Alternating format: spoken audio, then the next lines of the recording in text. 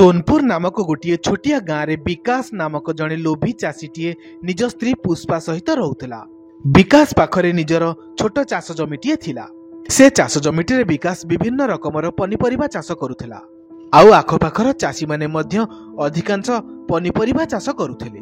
किंतु विकास एते लोभी थिला जे से सकाळु सकाळु उठी चाष जमी गुडी को जाउथिला। आउ अन्य चाषी मानक खेतरु किछि पनीपरिबा चोरी करुथिला। पुष्पा को निज स्वामी विकास रो ए अभ्यास बिल्कुल भी पसंद नथिला। सेथिपाई से सबुबेले ए काम पई विकास को मना करुथिला। गोटिए दिनर कथा। हेइटी सुनुच, जल्दी उठी पड़। मु तुमको कहिथिली ना मते काली राति रे जल्दी उठाई दबो बोली। आलो सकाळु सकाळु पनीपरिबा सब तोलिकी बाजार रे बिक्री करी आसीबी। सकाळु सकाळु आउ का खेतरु परिबा चोरी करिकी तमे बाजार रे बिक्री करिकी आसीबो। चोरी पैसा सबुदिन तिष्टि रहेनी, दिने ना दिने हमको भोगिबाकू पड़िबो। एते लोभ करबा ठीक नुहे। तमे तो आम खेतरे परिबा लगौछ, सेई पनीपरिया को बिक्री करिके आमे चली परिबा। आलो सकाळु सकाळु पुणी आरंभ होई गलु ना। परिवार प्रतिपोषण करबा एते सहज कथा नुहे लो। आउ मु को से चाषी मानकर सब पनीपरिबा नै जाउची जे। आलो समस्तक खेतरु एई अल्प अल्प पनीपरिबा नउची ना। पुष्पा भल भाबरे जानिथिला जे सकाळु सकाळु ता सहित जुक्ति करिबा रे किछि फायदा नाही। ताकू जेते बुझेले भी कथा पुणी सेठी आसिकी अटकी रहिबो। सेथिपाई से जल्दी उठिकी दुईपट रुटी तैयारी कला। आउ ताकू खाइबाकू विकास को देला। खाइकी विकास चली गला। आउ पुष्पा पुणी सोई पड़िला।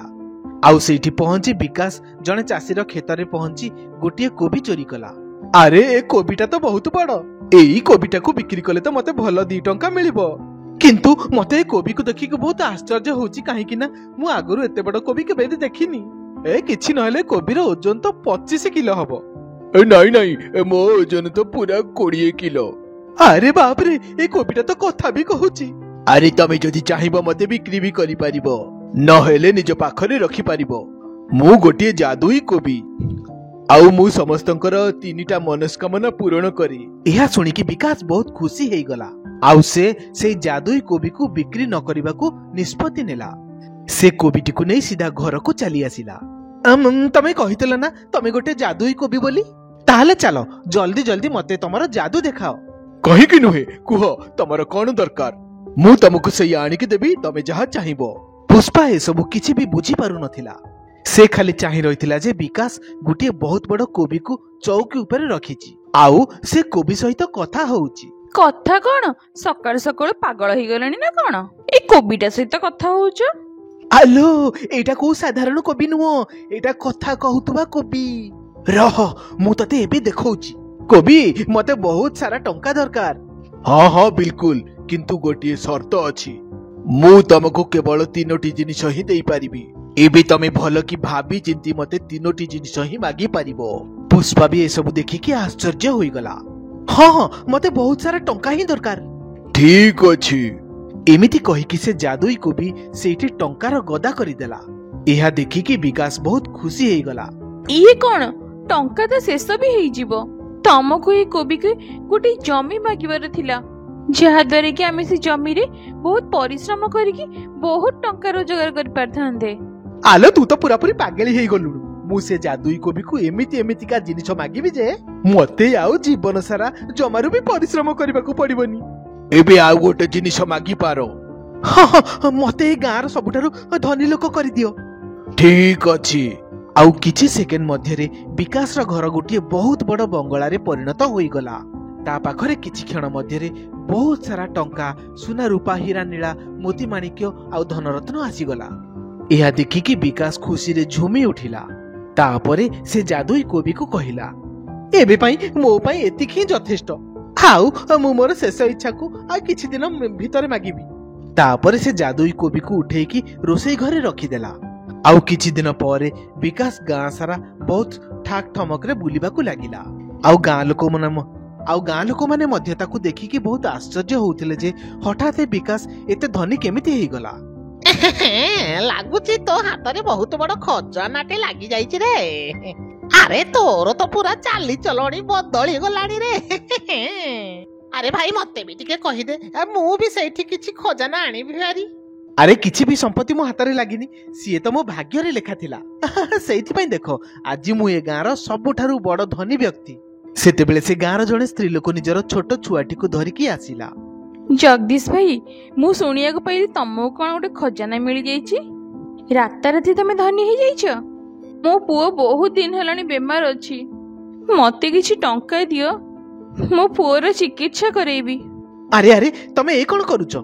ଆରେ ମୁଁ ଧନୀ ମୋ ନିଜ ପାଇଁ ହିଁ ହେଇଛି। ମୁଁ ଲୋକମାନଙ୍କର ସାହାଯ୍ୟ କରିବା ପାଇଁ ଧନୀ ହେଇନି। ମୋ ଟଙ୍କାକୁ କେବଳ ମୁଁ ମୋ ନିଜ ଉପରେ ଖର୍ଚ୍ଚ କରିବି। ଏବେ ଯାଅ ଏଇଠୁ, ଶୀଘ୍ର ଯାଅ। ଜଗଦୀଶ ଭାଇ, ତମେ ସେମିତି କୁହ ନାହିଁ। ତମ ପାଖରେ ତ ଏତେ ଟଙ୍କା ଅଛି, କିଛି ଟଙ୍କା ଯଦି ମତେ ଦେଇଦେବ ତାହେଲେ ତମର କ'ଣ ଯିବ ଯେ? ମୁଁ ଧୀରେ ଧୀରେ ତମର ସବୁ ଟଙ୍କା ଫେରେଇ ଦେବି। କିନ୍ତୁ ବିକାଶ ସେ ସ୍ତ୍ରୀ ଲୋକଟିର ଗୋଟିଏ ହେଲେ ବି କଥା ଶୁଣିଲା ନାହିଁ, ଆଉ ସେଇଠାରୁ ତାକୁ ଭଗେଇ ଦେଲା। ପଛରେ ଥାଇକି ପୁଷ୍ପା ଏ ସବୁ ଦେଖୁଥିଲା। ତାକୁ ବିକାଶର ଏ ଅଭ୍ୟାସ ବହୁତ ଖରାପ ଲାଗୁଥିଲା। ତା ପାଖରେ ଏତେ ଗୁଡାଏ ଟଙ୍କା ଆସିବା ପରେ ମଧ୍ୟ ସେ କେବେ ବି କାହାର ଦୁଃଖ ବୁଝିପାରୁନଥିଲା। ବିକାଶ ଏବେ ଏତେ ବଡ ଧନୀ ଲୋକ ହୋଇସାରିଥିଲା ଯେ ତାକୁ ତାର ତୃତୀୟ ଇଚ୍ଛା ମାଗିବା କଥା ମନେ ନଥିଲା।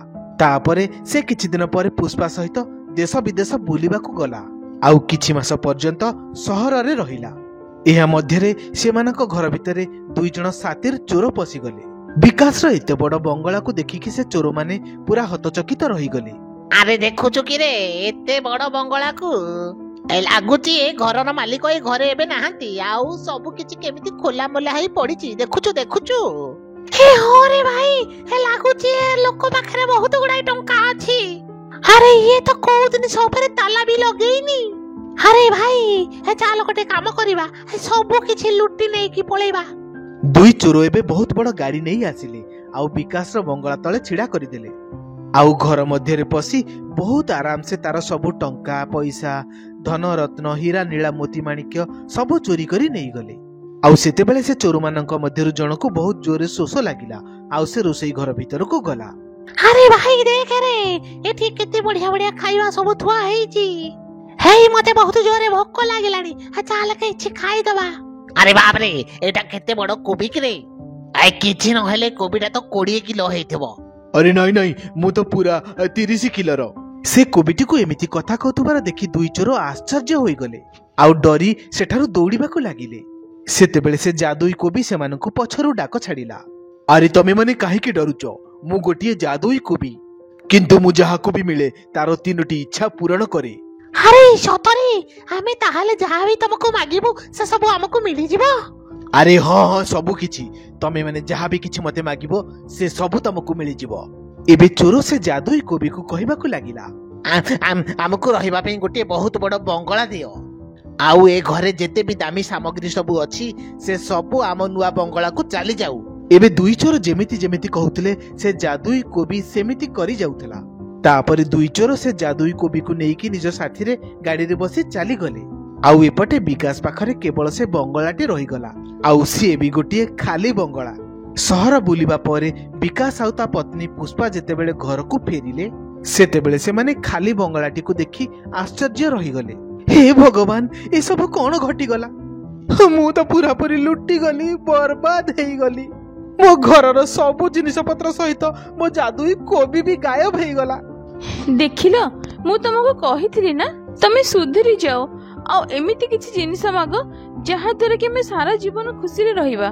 ଏବେ କାନ୍ଦିଲେ ଆଉ କଣ ହବ? ଯଦି ତମେ କ୍ଷେତଟିଏ ମାଗିଥାନ୍ତ ତାହେଲେ ଆଜି ଆମକୁ ଏଇ ଦିନ ଦେଖିବାକୁ ପଡିନଥାନ୍ତା। ବିକାଶ ଏବେ ନିଜ ମୁଣ୍ଡରେ ହାତ ଥୋଇକି ବସି ପଡିଲା, ଆଉ ମନେ ମନେ କହିବାକୁ ଲାଗିଲା ଯେ ଲୋଭର ଫଳ ସବୁବେଳେ ଖଟା।